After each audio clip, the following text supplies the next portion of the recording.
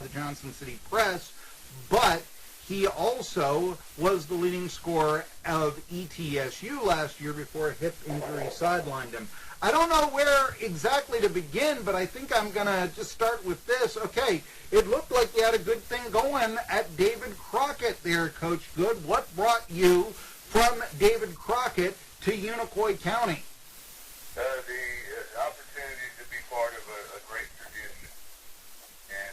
And Now, you say that, but I mean, I know that Unicoi County generally did well in basketball, but I think of them as a baseball school. What is the tradition, in your opinion, of Unicoi County basketball? I mean, yeah, I do remember some blowout losses that the Pioneers had over the years, but things seem to be going well with you at the helm. So what was it about the tradition at UCHS? just the opportunity. I just don't look at Unicoi County High School as a baseball or basketball. I think the athletic program and the whole athletic program had success. And I just wanted to be part of the program and be an opportunity to hopefully make a positive impact on the young people and the community. Okay, now let me ask you, I know that at David Crockett there's been lots of controversy. We know the Gerald Sensabaugh situation of about a year ago. Of course, they did very well on football this past year, what with Garland at quarterback and such. But what I wanted to ask of you is that I know there's been a lot of talk about Josh Kite. What was your relationship like with the athletic director of David Crockett, Josh Kite? Could that have been a reason? Yeah. Had a great relationship. From day one, had a very open and honest relationship with Josh Kite, and I have no ill words or ill feelings towards him at all. Okay, now the other thing, you mentioned the tradition, but it sounds like there's other things that you liked about Unicoi County. Tell me a little bit, what makes this, in addition to tradition, a better job for John Good right now than where you were before in Jonesboro? I just think it's just an opportunity. I went into Crockett hopefully with a 10-year plan, and we got 6 years into it, and then this is the opportunity to coach at Unicoi came open, and coaching jobs don't come open necessarily when you want them to or you plan for it to happen, so you have to take the opportunity because if I'd have said, hey, I still have 4 more years on my 10-year plan, you don't talk to me in 4 years, well, they may hire someone that's been successful, so the job opening is not happening in 10 years, so you just have to catch lightning in a bottle, so to speak, and that's the opportunity that I've chosen to take for my family and myself. Well, I guess one of the big things also about the success at David Crockett was your son, because 3 years ago you took the Pioneers to the state tournament, and then the year after that, when he went to Appalachian State, I believe they were 14-14 last year, struggling at 7-20. Of course, Unicoi County also had a tough season last year, and I know that in 2018 the Blue Devils went to the sectional round in Class AA, but they were only 9-24 last year under Mike Smith, the athletic director. Now, tell me what that's going to be like, because Mike Smith is going to be on your coaching staff. It's not the first time that I've ever heard of a former head coach taking a job as an assistant under a new head coach, but how are you looking to perhaps avoid friction? Because it would seem to me, John Good, that it would be very natural for a former head coach to say, I can't believe he's playing that defense in the back of his mind, or I can't believe he asked that person to take the last shot, something like that. How do you foresee trying to avoid such conflicts in the future with the former head coach on your staff? That's one of the things. We went to the sectional tournament after Patrick and Dustin and Brandon and Ian. Okay, forgive me. If people forget about that, but we did back that up with another sub-state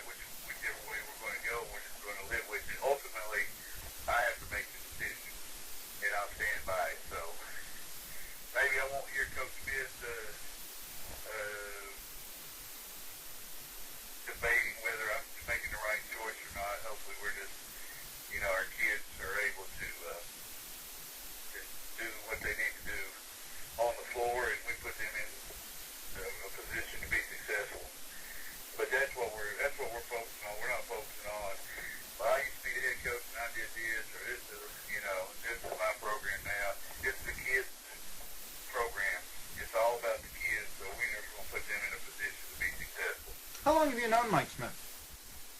Oh, I don't know. 15, 20 years maybe. Okay.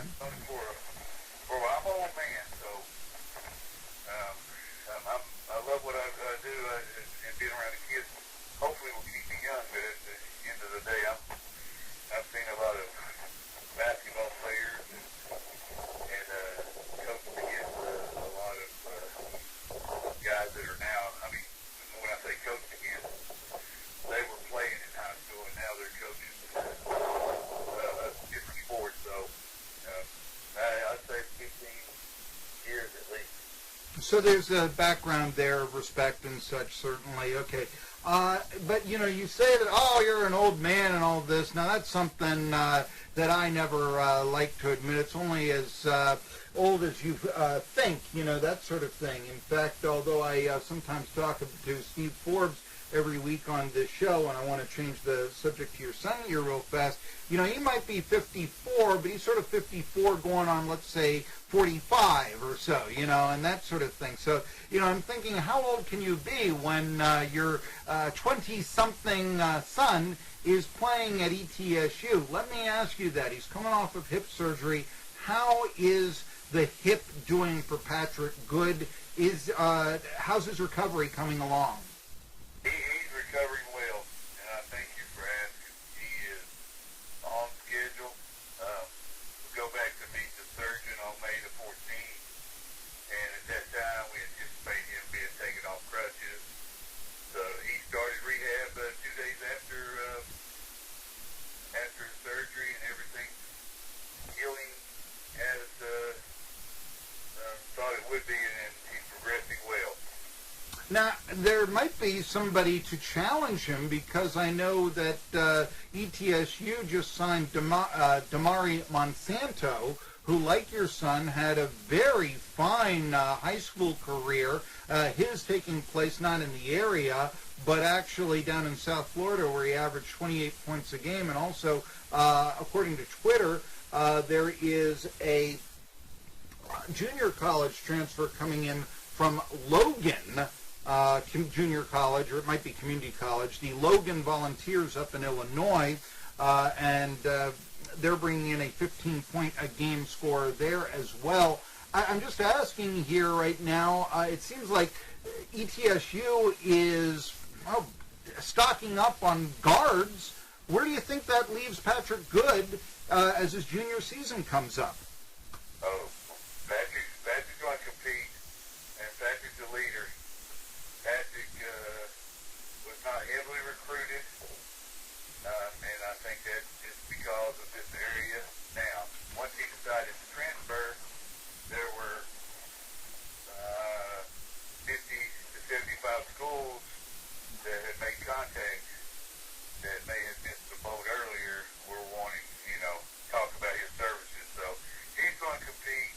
They're going to compete, and that's what Division I athletics is about. I mean, you're always recruiting and trying to get the players to get you to the tournament. Those kids are going to come in. I'm not going to say anybody will work harder than Patrick. I'm not going to say that. I don't know those other kids. They're very good players. Coach Forbes would bring them in, but Patrick's going to work, and Patrick's going to compete, and he's going to do what he needs to do for the team to be successful. By the way, the other player coming in along with Monsanto is Clevanti Patterson. He's the transfer from Logan. I couldn't think of his name to save my life, but right now, when it's somebody that nobody else has really ever heard of around here. So he's the 15 points a game scorer with a questionable turnover to assist ratio coming in from Logan is basically what Clevanti Patterson is right about now. We're talking to John Good, and the reason why we're talking about ETSU basketball is his son Patrick Good is, was a starter up until a hip injury took him out for the CIT tournament and such. Now, I want to ask here, as we go, there were a lot of transfers this year, a lot of surprising transfers from ETSU. Did Patrick Good express any surprise to you, his father about, say, the transfers of, say, Mladen Armas, or for that matter, the early departure of Jerome Rodriguez? No, sir. Because it's one of those things where you say, it's the lack of a better term, business decisions, and kids have to do what's best for them at that time, and whether it's education, whether it's being closer to home, whether it's being at the playing time, whatever it is. Patrick transfers, so therefore he couldn't throw stones in a glass house. So, and he made that decision what was best for him. He was playing at Appalachian. Yeah.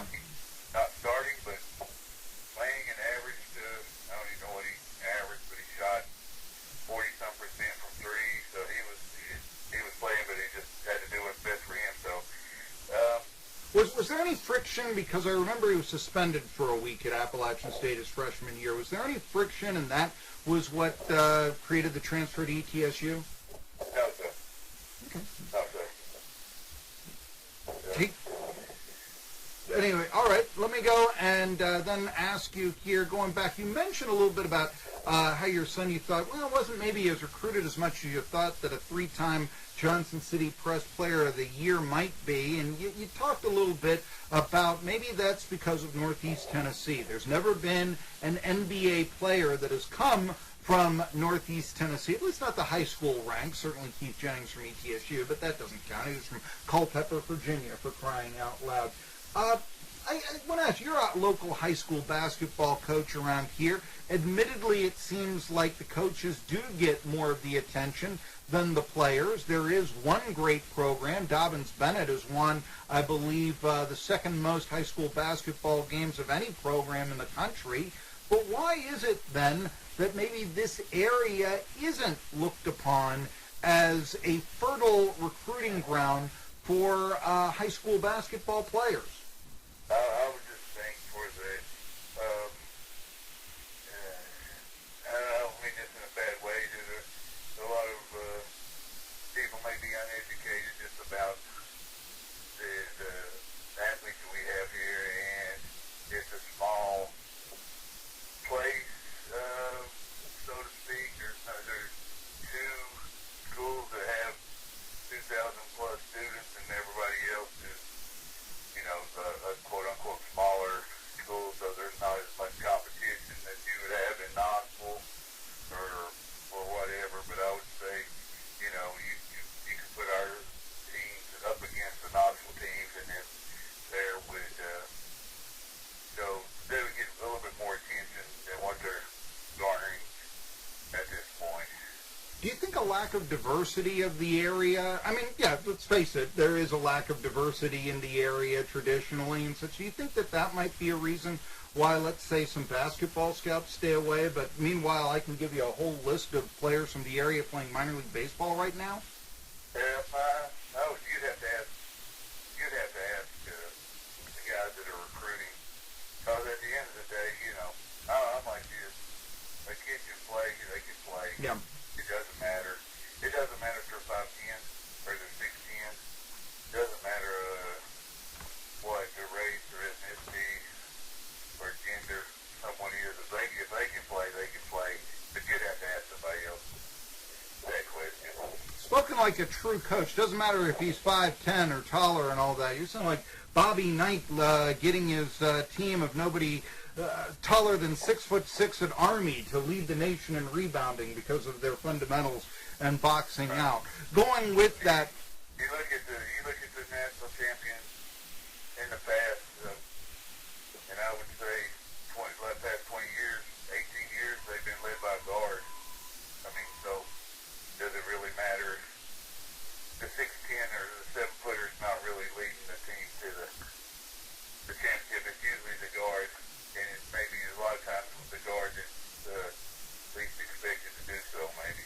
it's interesting you say that. I'm not debating you, but I do know that Steve Forbes has been on this show, and he has still talked about the importance of post players in the NCAA tournament. Of course, when you looked at the NCAA tournament finals last year, one might debate that. I'm going to ask Steve Forbes about that the next time I talked to him and such. Anyway, John Good, new head coach at Unicoi County. Tell me about what you're inheriting. I mean, it was a team that was 9-24, but I called some of the games last year. They gave Elizabethton at Elizabethton everything they could handle, and it seemed like it was an improving team at the end of the season. What do you think about the team that you inherit for 1920?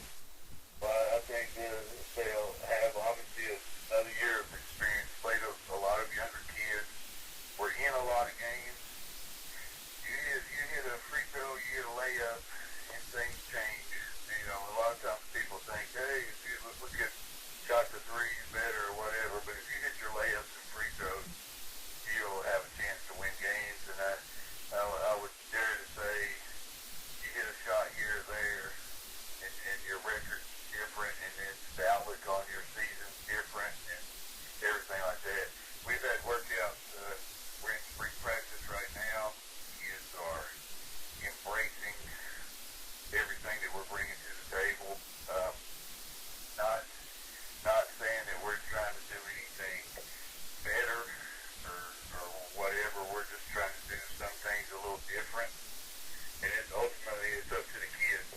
We have to put the kids in the best situation for them. I mean, if we have a 6'8" guy, we're going to probably pound it inside a little bit. If we don't, we'll probably shoot a little bit more threes. We have to be flexible on what our kids can do, but our kids have been embracing the workouts, and the first practice on Monday was outstanding. I'm just excited and eager to get back in the gym again today. I need to ask this. Is there a 6'8" player on the horizon for Unicoi County? Well, I don't know, but if they would come, we'd change our offense. I mean,